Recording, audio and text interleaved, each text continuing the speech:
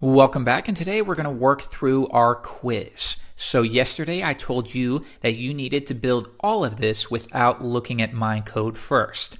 So let's get started building it. I'm going to go and move this to the left side of my computer. That way I can bring up the editor on the right. Now if you're a Mac user, this isn't built into the Mac by default. You can download an app called Moom, and that will allow you to do this. Next, I'm going to get rid of the sidebar here by going to View, Sidebar, Hide. So now let's get started converting the markup that you see here. First step is we have my first website. So I will copy that, and that should be placed in a top level heading. It is the most important thing. This is my website. Next, we have just a little bit about our website, and that makes sense to place it within perhaps a paragraph tag. So we'll do that now. Next, we have a list of things I enjoy. The correct way to display this is using an unordered list. Remember, the order is not important, so we don't use an OL or an ordered list, we use a UL. Next, we have a subheading here.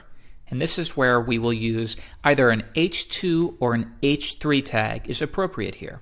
In this case, I chose an H3, but if you did H2, that's right too. Here we have two quotes. So I'm going to copy each one, and remember to use a block quote. Now, while you can get away with pasting in the quote directly within the block quote, technically you should use a paragraph or some other styling element within it. I typically use a paragraph element though.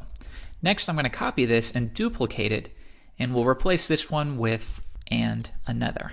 Good, so that markup looks pretty good to me. I'm going to open this in a new tab, and now you can see very similar, but we need to add a little bit of styling here. So to do that, I need to reference a style sheet. So I will bring back the sidebar, and we want to reference this empty CSS file that I've created. Let's do that now. If I expand this, you can see we're using the link element to link to a style sheet. We set the relationship to a style sheet, and then the href is going to be a path to where this file is stored. In this case, we're in the root, so we're going to look in the CSS folder and find style.css. The next step is to open up style.css and get started. And once again, I will hide the sidebar. If we go back to our original, it looks like the color here is grayish. You could use any color here. It's not important that you got the exact value that I used. I'm going to reference the body element, because that is our parentmost element here, and that's very common for using things like background colors for your website. Background, E3, E3, E3. Now you could also use background-color. Both of those will work in this case. I'm going to come back and refresh the page, and now we have our grayish background. The next step is, it looks like our headings are a different font than what is used by default. By default in browsers, they use Times. In this case, it looks like it's using a sans serif font, probably Helvetica or Arial. Now, if we look though, it also appears that all of the text is receiving this font, not just the headings if we come back. So we can do it within our body element, because that's a nice way to style the body and everything within it. Remember, when you're working with CSS, all of your styling will cascade. So in this case, if I apply a font weight of bold, that's going to filter down to all of the properties unless one of those properties overrides the body element. In this case, you see it's being applied everywhere. So now I'm going to set a font family to sans serif, and that will default to Helvetica or Arial in the huge majority of cases. Good, we're getting there. The next step is our block quotes have centered text, and they also have a border around them. Okay, let's do that. I'm going to target all block quote elements, and I'm going to make sure that they have a border. And what is the border? It's going to be white, but how wide should it be? We'll say 1 pixel. And next, should it be dashed? Should it be solid? How do we do it? We have to explicitly state we want it solid white. I'm going to refresh, and there we are. But if we come back, remember the text was centered. So we can use a property called text align. Now this will accept a handful of values, including left, right, center, or justify. Now, justify is similar to maybe if you're reading a book where all of the text will go to a certain mark on the right side of the page. And the way they do this is by slightly adjusting the space between each word to make sure that every single line ends at the exact same spot. Generally, in the web design industry, you'll find it's frowned upon. Web design and web copy is not the same as print. So usually you want to stick with left. Try not to center all of your text. It looks amateurish, but in this case, we'll get away with it. I'm going to come back and refresh, and that's looking good. Now, a couple more things we need to do here, though. I want you to notice the border of our block quote lines up perfectly with our headings. Lines are important in web design, but in this case, it's not. And why is that? And that's because it is picking up the browser's default style sheet.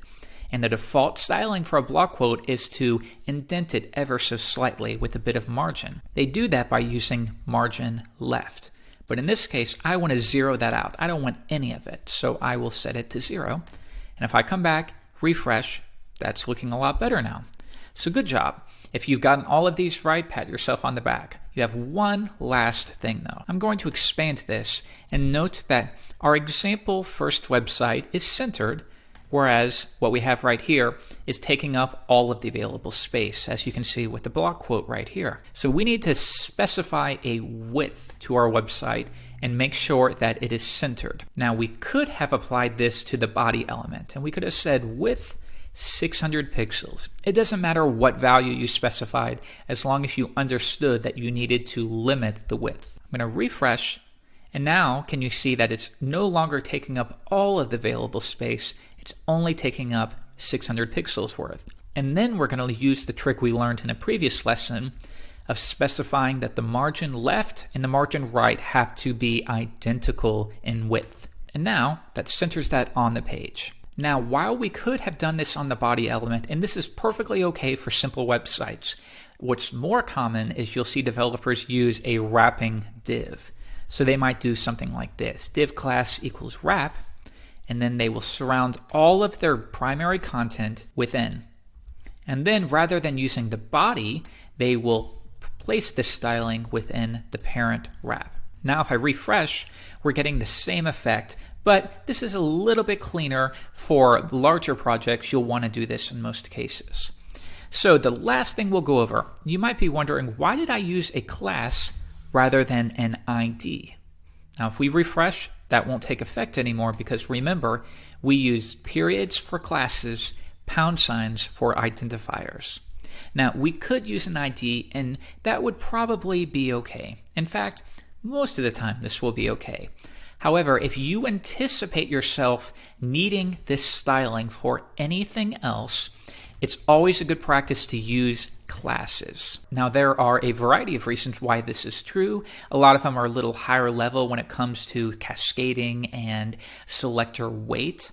I don't want you to worry about any of that for now. Just think about it from the basic standpoint of, will I need these stylings again? And if yes, use a class. So good job if you followed along. If you did all of this on your own without seeing the answers first, excellent work. This is very simple, mind you, but it is an actual website that you could upload to your web host. Now in the next lesson, I'm going to teach you about CSS floats.